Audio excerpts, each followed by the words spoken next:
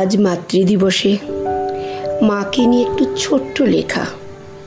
মাকে নিয়ে লেখার মতো স্পর্ধা ক্ষমতা কোনোটাই আমাদের নেই,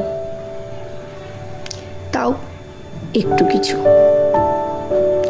মা মা একটি শব্দ নয়, এক টুকরো আকাশ, যেখানে জড়িয়ে আছে জীবনের শুরু, আশ্রয় আর শেষ অবলম্বন।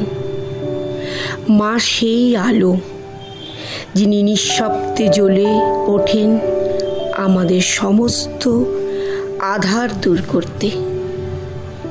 তিনি কাঁদেন, তবু আমাদের হাসি দেখতে ভালোবাসেন।